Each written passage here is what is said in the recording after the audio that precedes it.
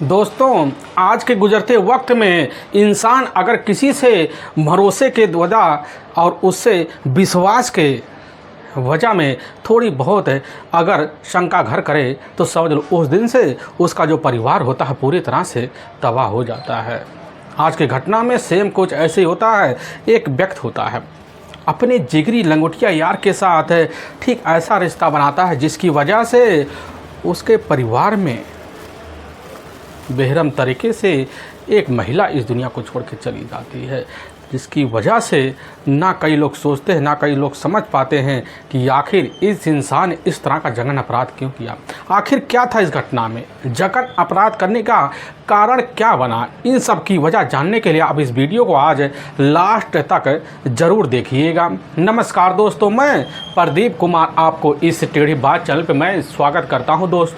दोस्तों आज की यह जो सच्ची घटना है, यह घटना सुनाने से पहले मैं आपसे एक छोटा सा रिक्वेस्ट करना चाहता हूं, क्योंकि आप अगर इस चैनल पर नए हो और पहली बार आए हुए हो तो एक बार जाकर अपने इन्हीं प्यारे हाथों से आप इस चैनल को लाइक और सब्सक्राइब और शेयर ज़रूर कर दें, ताकि आपकी वजह से इम्पोर्टेंट होने के नाते यह जो वीडियो है यह वीडियो आज काफ़ी लोगों तक पहुंचाया जा सके, और इसके लिए हम आपके तहे दिल से शुक्रगुजार रहेंगे। दोस्तों आज की यह जो सच्ची घटना है,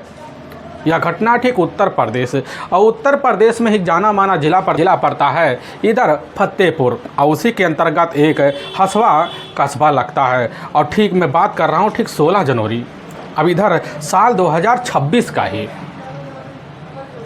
चौकी इंचार्ज बीके सिंह होते हैं हसवा कस्बे में, मौके पर अपनी ड्यूटी पर अब लगे पड़े होते हैं। और तभी इधर एकदम सूरज की लाली पड़ी होती है और उन्हीं के साइड में एक व्यक्ति हाँफता डापता आकर खड़ा हो जाता है। चौकी इंचार्ज बीके सिंह जैसे उस व्यक्ति के ऊपर नज़र मारते हैं तो देख कर उसी समय हैरान रह जाते हैं। आखिर वह जो व्यक्ति होता है उस व्यक्ति का जो अपना कपड़ा होता है अर्ध खून से रंगा होता है। यह नज़ारा देख कर वह समझ जाते कि बस करो, यह व्यक्ति किसी से लड़ाई झगड़ा करके ज़रूर यहाँ आया है और हमसे मदद की गुहार लगाने की उम्मीद से हमारे पास पहुँचा है। लेकिन इधर बीके सिंह जो होते हैं उसी वक्त करने लग जाते हैं कि बताइए क्या परेशानी है, आपकी क्या परेशानी हम जल्द से दूर पाएंगे, इस सब की मन से बेझिझक बात रखिए। लेकिन सामने जो खड़ा व्यक्ति होता है उसी वक्त अपना नाम कहने लग जाता है कि साहब हमारा नाम दिलदार कुरैशी है और हम साहब इसी चौधराना मोहल्ले के रहने वाले कि साहब हमने उन दोनों को मार दिया। लेकिन जैसे यह बात बीके सिंह सुनते करने लग जाते हैं, अरे भाई तुमने किसे मार दिया,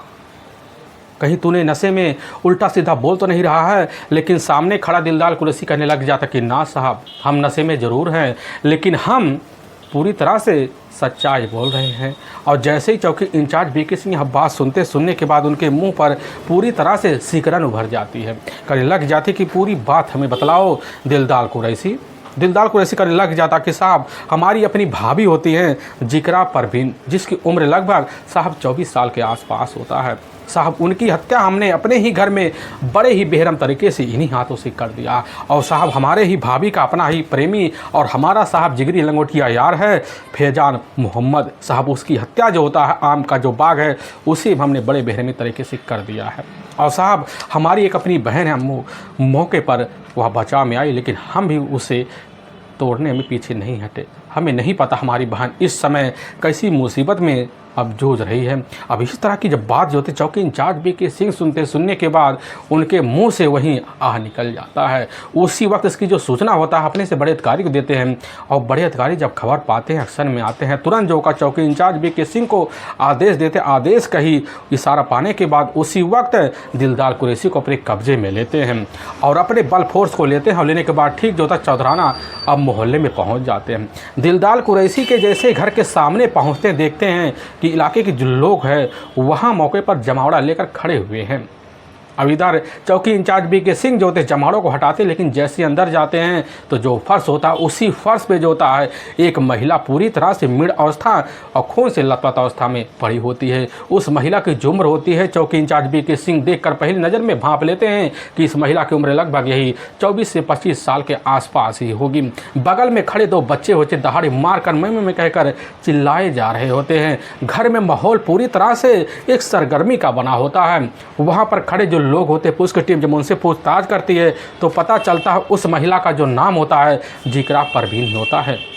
जिसके बारे में हत्या की जो जिक्र होता है थाने में मौजूद है दिलदार कुरैशी कर ही रहा था। और पुलिस की जो टीम होती है घटना के तौर तरीके से विचरण करती है, तभी पुलिस को खबर मिल जाता है जो आम का बाग है उसी बाग में जो होता है इधर फैजान मोहम्मद भी मृत अवस्था में पड़ा हुआ है। इस तरह की खबर पाने के बाद पुलिस की बल की जो टीम होती है अपने दल बल टीम को लेती है और लेने के बाद ठीक है थोड़ी दूर पर जो आम का बाग होता है पुलिस की टीम वहाँ पहुँच जाती है तो दूसरी जो छोर होता है बाग का उसी छोर में गांव के लोगों का भी जमावड़ा लगा होता है। पुलिस की टीम जब वहाँ पहुँचने के बाद देखती है कि वहाँ पर एक युवक पूरी तरह से खून से लथपथ अवस्था में पड़ा हुआ है। इधर पेट में कई तरह के नुकीले हथियार के गहरे गहरे घाव होते हैं और ब्लड जो होते हैं ज़मीन पर रिस रहे होते हैं। पुलिस की टीम को यकीन हो जाता है कि बस करो, हत्या अभी ठीक कुछ ही घंटे पहले किया गया है।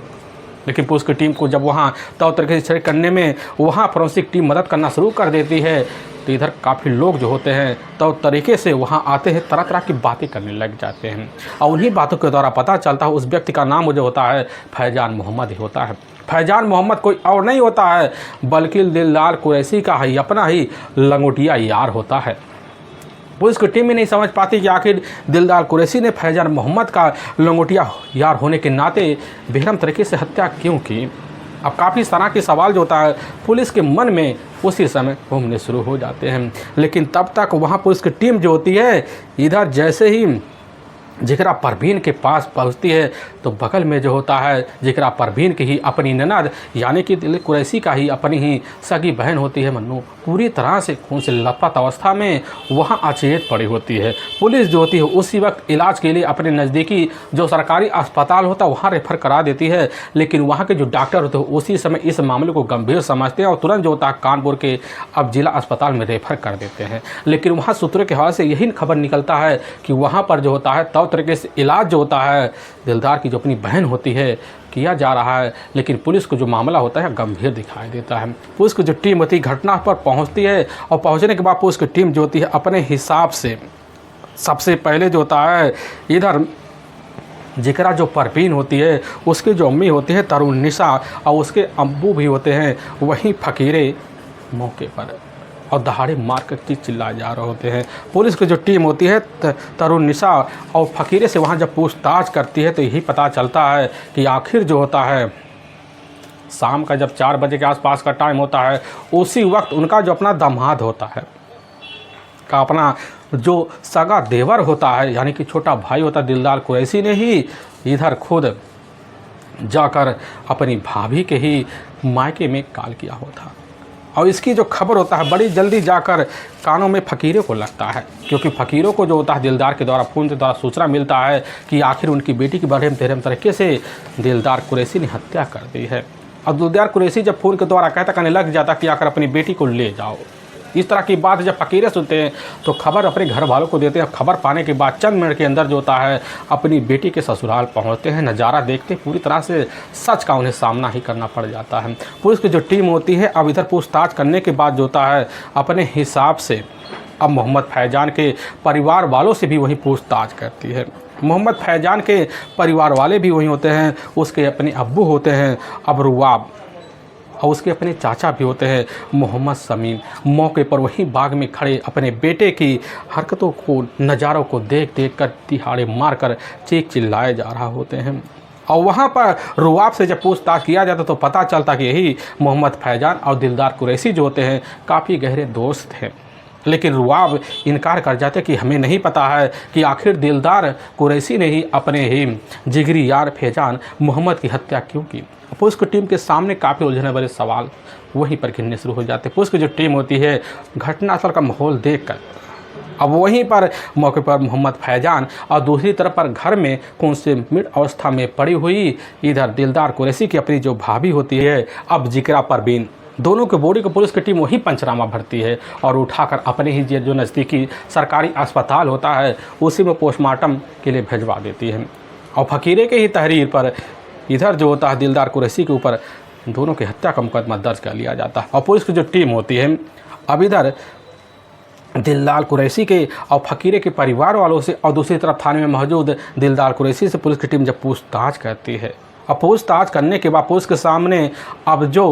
एक सनसनीखेज कहानी निकल के आती है उसकी कोई सपने में कल्पना भी नहीं कर सकता है दोस्तों। असल में उत्तर प्रदेश का जाना माना ज़िला पड़ता है इधर फतेहपुर, उसी का एक मोहल्ला पड़ता है जो बहुमूल्य मुस्लिम इलाके से है, इधर पीरनपुर। उसी पीरनपुर इलाके के रहने वाले होते हैं फ़कीरे। उनके परिवार में उनकी अपनी पत्नी भी होती है तारुन निसा। उनके टोटल 3 बेटियां होती हैं, जिसमें बड़ी बेटी और इधर दूसरे नंबर की जो बेटी होती है मौके पर ऑलरेडी शादीशुदा होती है। और उनके घर में उनकी अपनी सबसे छोटी बेटी होती है अब जिक्रा परवीन जो होती है देखने में काफ़ी खूबसूरत भी होती है और चंचल भी होती है। लेकिन लाड़ प्यार के में इधर जिक्रा परवीन के सेवा पानी में कोई कसर जो होता है फ़कीरे नहीं रखते हैं, क्योंकि अपने इलाके में जाकर छोटा मोटा काम धंधा किया करते हैं, जिसकी वजह से उनके पारिवारिक जो खर्चा होता है अब तौर तरीके से चल पाता है। अपने ही इस गांव के बाहर एक जो होता है स्कूल होता है, उसी स्कूल में जाकर कैसे न तैसे कर इधर जिक्रा परवीन जो होती हाई स्कूल की परीक्षा दे लेती है। और देने के बाद जो होता है अब इधर फैसला लेती है कभी स्कूल नहीं जाऊंगा। और अपनी माँ के साथ जो होता है इधर खुद अपने ही घर में अपनी माँ की सेवा पानी में लग पड़ जाती है और घर के कार्य काम जो होता है अब तौर तरीके से करना शुरू कर देती है। धीरे धीरे अपने अम्मी और अब्बू के दिलों पर जो होता है तौर तरीके से अब जब राज करना शुरू कर देते थे, इसी बीच फ़कीरों को लग जाता है कि हमारी जो बेटी होती है जिक्रा परवीन पूरी तरह से अब शादी के दल पर पहुंच गई है। अब इसीलिए फ़कीरे जो होते हैं सोचते हैं कि अपनी बेटी की शादी करवा दिया जाए और हमारी बेटी अपने ससुराल में जाकर तौर तरीके से अपनी खूबसूरत भरी ज़िंदगी के तहत जो होता है अपना समय गुजारे। यही सब सोच फ़कीरे जो होते हैं अपनी बेटी के लिए रिश्ते की तलाशी करते हैं और काफ़ी मेहनत करते हैं। तभी उनके कुछ अपने करीबी रिश्तेदार होते हैं, उन्हीं के द्वारा पता चल जाता कि ठीक अपने ही फतेहपुर ज़िले में ही एक थरियाव जाना माना थाना पड़ता है, उसी के अंतर्गत एक हसवा कस्बा लगता है और ठीक उसी के ही इलाके में ही एक चौधराना मोहल्ला पड़ता है। अब उसी मोहल्ले के ही अंतर्गत रहने वाले होते हैं अब बाजिद कुरैशी। उनकी अपनी पत्नी होती है शकीला भी। उनके टोटल इधर 9 बच्चे होते हैं, जिसमें 6 बेटे और 3 बेटियां होते हैं। सबसे बड़ा उनका जो बेटा होता है मौके पर वह अपनी पढ़ाई पूरी कर और अपने ही लगन के बलबूते जो होता है अब विदेश निकल जाता है और वहाँ जो पैसा कमाता है अपने अब्बू के हाथ में रखता है। तो उसके अब्बू जो होते हैं अपने अब घर में मौजूद 5 बच्चों की सेवा पानी भविष्य में कोई कमी नहीं रखते हैं। लेकिन उनके दोनों जो बेटे होते हैं अपने ही घर में रहा करते थे। सबसे छोटा जो बेटा होता है आमिर उर्फ बबलू और उससे छोटा जो बेटा होता है दिलदार कुरैशी। दोनों ही अपने घर में रहकर खेती बाड़ी में अपने अब्बू के साथ जो होता है उनके सहयोगी में लगे पड़े रहते थे। आमिर उर्फ बबलू और दिलदार जो होते हैं मौके पर अपने इलाके में जो होता है और पशुओं का जाकर खरीदारी और लेनदानी भी किया करते थे, जिसकी वजह से अपने इलाके में पशुओं के विक्रेता के नाम से एक व्यापार जाना माना खरीदार के नाम से मशहूर हो जाते हैं। लेकिन दोनों के दोनों जो होते हैं अविवाहित होते हैं। लेकिन इस तरह की जो खबर होता है जैसे ही अब फ़कीरे को लगता है तो अपनी बेटी जो होती है अब मौके पर जिक्रा परवीन का हाथ बड़ी जल्दी जाकर खुद इधर बाजिद कुरैशी से मांग लेते हैं और दोनों के सहमति की बदौलत जो होता है बड़ी जल्दी 13 जून साल 2019 को जाकर एक होना में जाकर तौर तरीके से निगाह हो जाता है। और फिर जो होता है जिक्रा परवीन अपने ससुराल में जब पहुंचती है तो सामने जो होता है जैसे ही इधर आमिर उर्फ बबलू अपनी खूबसूरत बेगम को देखने के बाद पूरी तरह से अपने आप को अपने सपनों को पूरी तरह से उड़ता हुआ देखता है और अपनी बेगम का अपने घर में तौर तरीके से मान सम्मान के साथ दर्जा दिलाने लग जाता है। और जिक्रा परवीन जो होता है अपने पति आमिर उर्फ बबलू के साथ अपने ही घर में रहना शुरू कर देती है। रहते रहते जब कुछ महीने का वक्त बीतता है तो वह व्यापार के लिए सुबह का जो टाइम होता है उस वक्त अपने छोटे भाई दिलदार को लेता आमिर और फिर निकल जाता, बाहर जाता, दूसरे इलाकों में जाकर गश्त करता और फिर पशुओं का क्रेता विक्रेता करता, जिसकी वजह से उसके परिवार में उसकी जो पत्नी होती है अब जो होता है इधर जिक्रा परवीन का तौर तरीके से खर्च बर्चा आराम से चल पाता था। और कैसे न तैसे कर ज़िंदगी का जिक्रा परवीन आमिर बबलू के 3 साल का वक्त है खूबसूरत तरीके से बीत जाता है। और इसी बीच जिक्रा परवीन टोटल 3 बच्चों की माँ भी बन जाती है।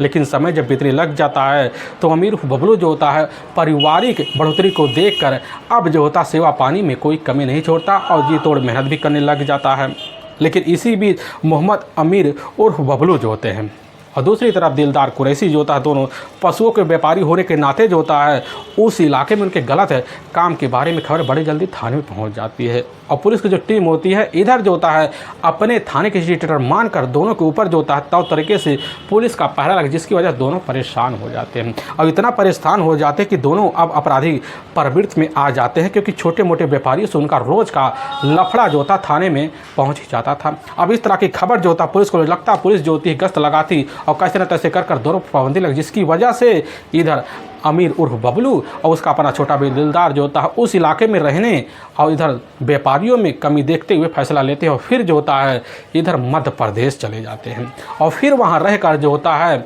गलत तरीके से पशुओं का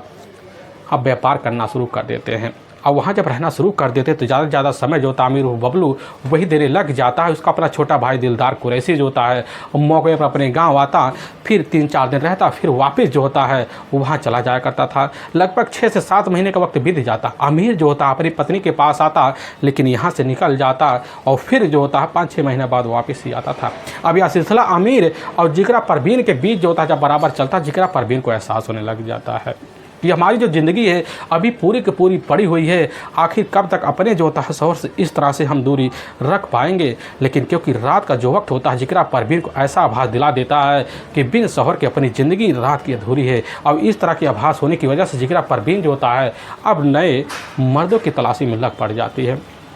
लेकिन इसी बीच जो होता है दिलदार कुरैशी का एक अपने करीबी दोस्त होता है, स्कूली लंगोटिया यार होता है मोहम्मद फैजान, जो उसी के ही इलाके का रहने वाला होता है। उसके अपने अब्बू होते हैं रुआन कुरैशी,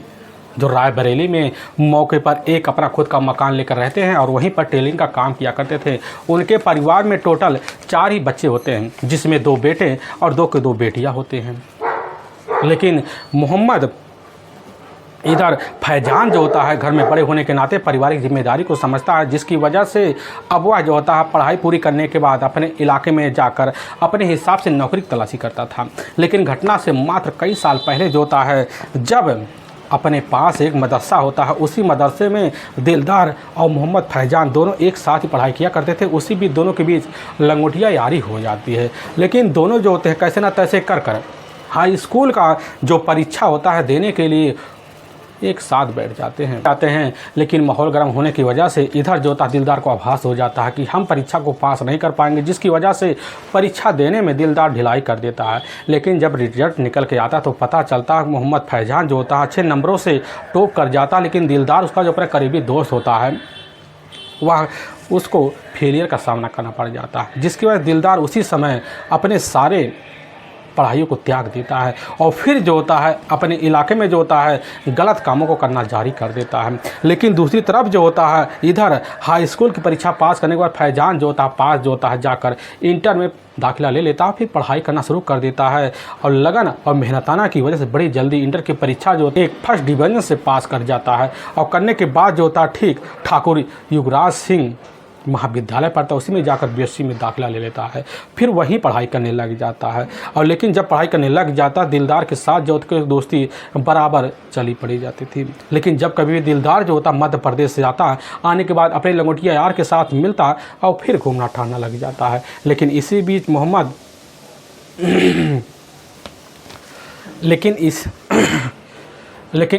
मोहम्मद फैजान जो होता है दिलदार के साथ ऐसी लंगोटिया यारी बना लेता है कि अब जो होता है वह शराब का सेवन भी करने लग जाता है। यहाँ तक कि जब कभी भी दिलदार को शराब का सल लगता और पैसे का अभाव दिखता, खुद जो होता फैजान इंजेक्शन का व्यवस्था करता, जिसकी वजह से इधर दिलदार जो होता है उसी का मदद लेता और फिर जो होता नशे में झूमता, फिर अपने घर आता। लेकिन घर वाले रोक टोकते हैं, लेकिन दिलदार जो होता है घर वालों के खिलाफ होता, फिर उनसे झगड़ा करता, जिसकी वजह से दिलदार के घर वाले कैसे न कैसे और परेशानी का सामने करने पर मजबूर हो जाते थे।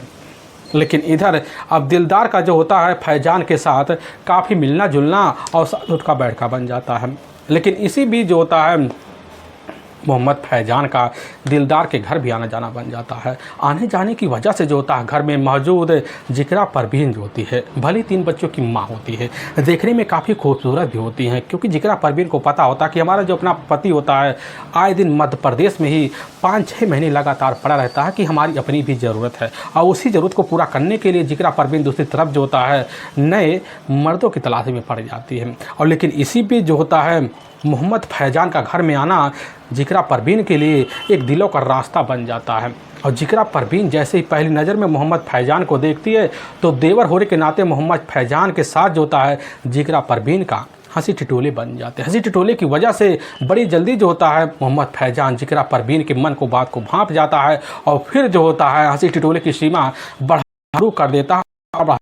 लेकिन अब दूसरी तरफ जो होता है दोस्ती के आड़ में मोहम्मद फैजान का जो होता है बराबर जिक्रा परवीन से हंसी टिटोले का जो वास्ता होता है बढ़ना शुरू हो जाता है, और इस तरह बढ़ने लग जाता है कि अब जब कभी घर में जो होता मौजूद होता खुद इधर दिलदार तो देखकर सावधानी बरतना पूरी तरह से वाकिफ बन जाता। लेकिन जिक्रा जो होता है मिलने के लिए इधर उधर खुद मरने लग जाती है, और इसी भी दोनों के बीच ऐसा रिश्ता बन जाता है जिसकी कोई कल्पना नहीं कर पाता है। लेकिन दिलदार के कान में बड़ी जल्दी खबर पहुंच जाती है कि आजकल जो होता हमारी जो भाभी जान है जिक्रा परवीन और हमारा जो अपना करीबी लंगोटिया यार है मोहम्मद फैजान के बीच कुछ ना कुछ है ज़रूर हलचल मची हुई है। अब इस तरह की मन में शंका होने की वजह से अब सच्चाई जानने के लिए चोरी छुपे जो होता है खुद इधर उधर मरना शुरू कर देता है। और तभी जैसे ही अब जून साल 2025 का महीना होता है उसी वक्त हमेशा के लिए अपना भाई का साथ छोड़कर मध्य प्रदेश से ही इधर अपने ही फतेहपुर ज़िले में आ जाता है, और अपने घर में जब रहना शुरू कर देता है तो मोहम्मद फैजान के लिए बड़ी आसानी रास्ता दिख जाता है। और इसी बीच फैजान जो होता है दिलदार के साथ दोबारा दोस्ती बनाता है, और फिर जो होता है उसी के साथ मिलकर कई जगह पर महफिलें जमाना शुरू कर देता है। लेकिन दिलदार को जब आभास होता है कि महफिलें में बाहर नहीं अपने घर में जमाना चाहिए, तो अब जो होता है फैजान के लिए बड़ा आसान दिख जाता है, और फैजान जो होता है उसी समय अब अपनी खुद पैसे की व्यवस्था करता है और दिलदार के साथ घर में महफिल जमाता है। लेकिन महफिल की वजह से जो होता है इधर खुद फैजान को लग जाता कि हमारा और जिगरा का परवीन का जो मुलाकात है काफ़ी आसानी से हो जाएगा, क्योंकि इसी बीच जो होता है दिलदार को पूरी तरह से ज्ञात हो चुका होता है कि परवीन और हमारी भाभी के बीच जो होता है तो तरीके से रिश्ते पनप रहे हैं। लेकिन इन सब की सच्चाई जानने के लिए अब जो होता है चोरी छुपे घर में जो होता है पहरा लगा देता है। लेकिन जैसे ही जनवरी साल 2026 का पहला सप्ताह होता है, दोपहर के टाइम में अचानक जो होता है अपने घर में जब घुसता है तो अपनी भाभी का तो दरवाज़ा होता खुला देखता, लेकिन जैसे ही अंदर अपना हाथ मारता दरवाज़ा खुल जाता है तो अपने ही घर के अपनी भाभी का जो बेडरूम उसी बेडरूम में उसका अपना जिगरी यार मोहम्मद फैजान और उसकी अपनी भाभी जिक्रा परवीन एक ही अवस्था में बिन कपड़े के पड़े। इस हालत को देखकर पूरी तरह से सनस रह जाता है। लेकिन वहीं दिलदार कुरैशी जो होता समझ जाता कि मामला आगे कुछ गंभीर ना हो जाए, इसीलिए बड़े चुपचाप तरीके से दबे पाँव पीछे हट जाता है, और हटने के बाद सोच लेता है कि दोनों को समझाए बुझाएंगे, रिश्ते का वास्ता देंगे, अगर सुधर गए तो ठीक है, ना सुधरे तो फिर और कोई रास्ता खोजा जाएगा। लेकिन जैसे ही कुछ घंटे का वक्त बीतता है तो इधर अपने करीबी दोस्त फैजान को अपने पास बुलाता है और फिर रिश्ते का वास्ता देकर, दोस्ती का वास्ता देकर तौर तरीके से रिश्ते से दूरी बनाने के तौर कस्में भी दिलाता है। लेकिन कस्में तो जो होता है फैजान तो खाता है, लेकिन दूसरी तरफ जो होता है जिक्रा परवीन भी अपने देवर की बातों में आती है, लेकिन वह जो होती पूरी तरह से फैजान के प्यार में अंधी होती है। दोबारा चोरी छुपे जब मुलाकात बढ़ता है इसकी खबर बड़ी जल्द दिलदार को लगता है, और जब दिलदार को लगता है दिलदार उसी समय समझ जाता है कि हमारे घर में जो होता है बहुत बड़ा कुछ मिलकर झोल चल रहा है, क्योंकि उसी के घर में उसकी जो अपनी बहन होती है मन्नू के सामने जब अपनी भाभी के जिक्र करता तो मन्नू को देखता कि वह तो खुद भाभी के सपोर्ट में खड़ी है। वह समझ जाता कि बस करो, मन्नू और हमारी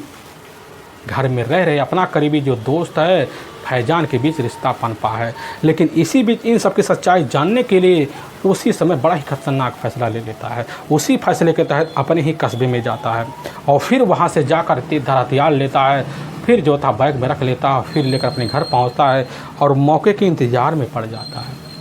और तभी जैसे ही 16 जनवरी साल 2026 का अब वही 3 बजे के आसपास का टाइम होता है, तो उसी वक्त दिलदार कुरैशी जो होता है अपने करीबी दोस्त है, अपने जिगरी यार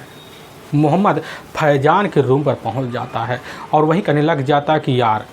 हम दोनों तो पुराने क्रिकेटर, हम दोनों साथ क्रिकेट खेला करते थे। हम दोनों को आज चलना चाहिए। बाग में काफ़ी युवक भी क्रिकेट खेल रहे, हमें भी क्रिकेट खेलना चाहिए। यह बात सुनकर मोहम्मद फैजान जो होता है उसी वक्त दिलदार कुरैशी की बातों में आता है और हामी भर लेता है। और दिलदार कुरैशी जो होता है अपने प्लान के हिसाब से अपने हाथ में जो होता है एक झोला लिए रहता है, और उस झोले को जब देखता खुद इधर फैजान करने लग जाता है कि हम जो होता है तुम्हारे लिए पार्टी की व्यवस्था कर रखे हैं। और फैजान जब यह बात सुनने के बाद उसके मुस्कुराहट आ जाती है। लेकिन जैसे ही बाग में पहुँचते तो वहाँ कुछ बच्चे जो होते हैं क्रिकेट खेल रहे थे, अपने ही क्रिकेट में मशहूर होते हैं। लेकिन जैसे ही थोड़ा बहुत झाड़ी दिखता है तो उसी झाड़ी को देखकर दिलदार समझ जाता है कि यही जगह परफेक्ट है, और उसी जगह लेकर जो होता है फैजान को पहुँचा करने लग जाता है कि यार पहले यहाँ बैठकर दोनों अपना मूड बना लिया जाए और फिर चलकर क्रिकेट खेला जाए। और मोहम्मद फैजान जो होता है दिलदार के प्लान को नहीं समझ पाता है और वही बात में हामी भर लेता है। और फैजान दिलदार एक साथ बैठते हैं, फिर वहीं पैक पे पैक लगाना जब शुरू कर दे दिलदार जो होता अपने हिसाब से पैक लगाता, क्योंकि वो समझता है कि नशा अगर हावी हुआ तो हम जो होता अपना काम तमाम नहीं कर पाएंगे। लेकिन जैसे ही कुछ वक्त बीतता है तो फैजान नशे में डोलना शुरू कर देता है और दिलदार कहने लग जाता है कि फैजान भाई तो हमारी लंगोटिया यार हो यार, एक बात हमें बतला दो, पूरी सच बतलाना, हम इसमें कोई सोच और गुस्से वाली बात नहीं करेंगे। लेकिन जैसे ही आप बात सुनता मोहम्मद फैजान कहने लग जाता यार जिगरी यार हो, तो हम तुम्हारे सामने खुल के बात रखेंगे ही। और दिलदार कुरैशी कहने लग जाता कि यार भी बतला दो, हमारी जो अपनी भाभी जान है जिगरा परवीन और तुम्हारे बीच जो होता है रिश्ता बना है या सही कि नहीं है। लेकिन जैसे ही आप बात सुनता है फैजान कहने लग जाता है मुस्कुराते हुए नशे में कि हाँ काफ़ी महीनों से चल रहा है और हम दोनों जो होता है अपना जीवन बिताने के लिए अब निगाह करने वाले हैं। लेकिन जैसे यह बात सामने खड़ा हुआ दिलदार सुनता उसी वक्त पूरी तरह से उसका अपना जो पारा होता 7वें आसमान पे चढ़ जाता है। लेकिन तब तक जो होता है दूसरी तरफ फैजान का मुंह खुल जाता है कि तुम्हारी जो बहन है मन्नू के साथ भी हमारा प्रेम रिश्ता बना हुआ, तभी तो हमारी घर में सपोर्ट किया करती थी। लेकिन जैसे ही आप बात दूसरी तरफ दिलदार कुरैशी सुनता है उसी वक्त उसका जो गुस्सा होता है ऐसा हावी हो जाता है कि अपने झोले में रखे हुए तेज धार हथियार निकालता और फिर एक के बाद एक वार जो होता फैजान के आगे वाले हिस्से पे करना शुरू कर, जिसके बाद फैजान वहीं दुनिया छोड़ के चला जाता है। और यहाँ तक कि इस कर्मकांड के बारे में वहाँ जानकारी खेल रहे बच्चों को तक नहीं लग पाता, ना मोहल्ले वाले को लग पाता है। काम तमाम करने के बाद जो था उसी वक्त वही हथियार अपने हाथ में लहराते हुए दिलदार कुरैशी अपने घर में पहुँचता है। और घर में जब जाता तो अपनी भाभी जिगरा परवीन को देता कहने लग जाते हैं कि जिगरा परवीन भाभी, हमने तुम्हारे करीबी प्रेमी को इस दुनिया से जुदा कर दिया है, अब आपकी बारी है। लेकिन जैसे जिगरा परवीन अपने देवर दिलदार कुरैशी की हालत को देख के समझ जाते कि बस करो हमारे ऊपर वही आने वाला मंडराने वाला समय आ गया है। अब बच बचाव के लिए जैसे दूसरा किनारा कसते दिलदार कुरैशी जाता है और फिर अपनी भाभी का हाल ठीक होता है उसके ही प्रेमी जैसा कर देता है, फिर वहीं दुनिया छोड़कर हमेशा हमेशा के लिए चली जाती है। लेकिन तब तक मन्नू वहाँ पहुँचती है और मन्नू को पहुँचते हुए देख कर दिलदार जो होता है उसी वक्त कहने लग जाता कि तुम्हारी वजह से सारा काम बिगड़ा हुआ है, और अपनी बहन के ऊपर जो होता ठीक वैसा ही प्रहार करना शुरू कर दे। लेकिन तब तक जो होता है वहाँ हथियार लगने की वजह से मन्नू भी ज़मीन पर गिर पड़ती है, लेकिन तब तक तो बेहोश हो जाती है। लेकिन तब तक उधर जो होता है दिलदार कुरैशी के अपनी छोटी बहन अपनी माँ भी पहुंच जाती हैं, हालत को देखते हैं। लेकिन तब तक वहाँ से फरार हो जाता है और जाकर थाने में सिलेंडर मार देता है। लेकिन वाकई में दोस्तों पुलिस के सामने जब यह सच्चाई निकल के आती है, इसे सुनने के बाद वहाँ के लोगों का कलेजा तक हिल जाता है। पुलिस की जो टीम होती है दिलदार कुरैशी को अपने कब्जे में लेती है और ले जाती वहाँ के कोर्ट पेश कर देती है। और कोर्ट में दिलदार कुरैशी के ऊपर काफ़ी गंभीर धारा मुकदमा दर्ज कर दिया जाता है और ले जाकर हमेशा हमेशा के लिए जेल सलाखों के पीछे गंभीर धारों में मुकदमा दर्ज करके डाल दिया जाता है। दोस्तों हमें इस घटना का सुनाने का जो उद्देश्य है किसी के दिल को ठेस पहुंचाना नहीं है, बल्कि आपको यह बताना कि आप जहां भी रहें आप सावधान और सतर्क जरूर रहें। दोस्तों फिर मिलेंगे एक नए वीडियो एक नई कहानी के साथ, तब तक के लिए जय हिंद और जय भारत।